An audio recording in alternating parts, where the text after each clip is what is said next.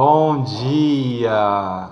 Que Deus abençoe as nossas vidas no nome santo e poderoso de Jesus. Que a alegria do Senhor continue sendo a nossa força, como está escrito lá em Neemias, né? E que a gente possa, ter um coração que agrada ao Senhor, que o Senhor possa abençoar a nossa família, os nossos pais, que possa abençoar os nossos familiares, os nossos amigos, a obra das nossas mãos, em nome de Jesus. Que venhamos a continuar tendo sabedoria para avançar e para crescer. Vamos aqui para Tiago, capítulo 5, no verso de número 17. Elias era tão humano quanto nós. Vai falar um pouco sobre o profeta Elias, uma pessoa comum como eu e você. Elias era tão humano quanto nós. E, entretanto, quando ele orou fervorosamente para que não chovesse, não choveu durante 3 anos e meio. Só para confirmar, Tiago, capítulo 5, no verso 17. É interessante, que esse texto mostra o cuidado que o escritor, que a pessoa que escreveu isso, de dizer que ele era uma pessoa comum. Quer dizer, seria necessário realmente dizer que Elias era uma pessoa comum. Se ele era uma pessoa, ele era uma pessoa como eu, como você, de carne e osso, comum, Quer dizer, por que Tiago, que escreveu esse livro, coloca, faz essa menção, deixa bem claro, ele quer frisar isso, que Tiago era uma pessoa comum como eu e você. Por quê? Porque, na verdade, Deus não faz diferença entre as pessoas. Deus trata todo mundo igual. A diferença, vamos dizer assim, é o quê? A credibilidade que eu dou para a palavra do Senhor. A diferença está na confiança que eu deposito ao Senhor, na minha obediência ao Senhor, no meu relacionamento com o Senhor. Então, assim, Tiago, ele quis deixar bem claro nesse texto que Elias era uma pessoa comum, como eu e você. Mas quando Elias orou para que não chovesse, não choveu durante 3 anos e meio. Olha só o nível, de relacionamento que esse homem, que Elias, que era um homem comum, como eu e você tinha. Quando ele orou para que não chovesse, não choveu durante 3 anos e meio. Agora vamos para 1 Reis, capítulo 17, aqui no verso 1. Então Elias, a gente vai continuar falando um pouco mais sobre Elias. A gente estava lá no Novo Testamento, no livro de Tiago, capítulo 5, no verso 17. Agora vamos voltar aqui para o Velho Testamento, para o Antigo Testamento, em 1 Reis, capítulo 17. Vai continuar falando sobre Elias aqui, Elias disse: o Deus a quem adoro e trabalho para esse Deus, o Deus para quem eu adoro, para quem eu me prostro, para quem eu reconheço que Ele é grande e eu sirvo, eu digo, não haverá orvalho, não vai chover por diversos anos enquanto eu não disser, enquanto eu falar para que não chova, Então essa palavra está confirmando que realmente, quando ele orou fervorosamente a Deus, a palavra dele se cumpriu, Então Deus disse a Elias: vá para o lado leste e se esconda junto ao córrego de Querite, a leste do Jordão. Então aqui Elias recebeu uma instrução, uma ordem de Deus dizendo: olha, Elias, vá para o leste e se esconda junto ao córrego daquele rio.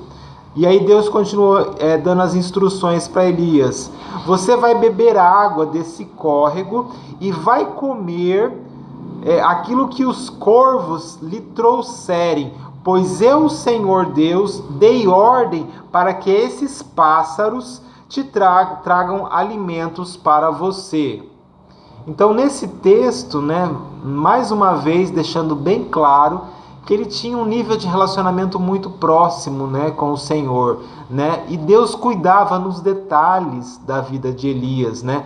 Imagina, né? Ele numa situação, não é que nem hoje, né, que a gente tem a facilidade do comércio, das lojas, né, tão acessíveis, né, para quem mora na cidade. Ali era uma situação, né, de que Deus precisaria mandar pássaros, corvos, para alimentar o profeta Elias.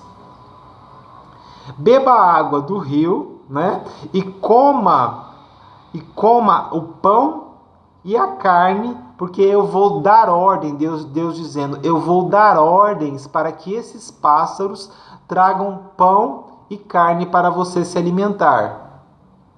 E Elias obedeceu a ordem de Deus e ficou acampado junto àquele riacho, junto àquele rio. É um pequeno rio, né? Um córrego. Os pássaros lhe traziam pão e carne de manhã e de tarde, e ele bebia a água do córrego. E aqui no verso 7, depois de algum tempo, aquele pequeno riacho, aquele pequeno córrego secou, porque não caía chuva sobre a terra.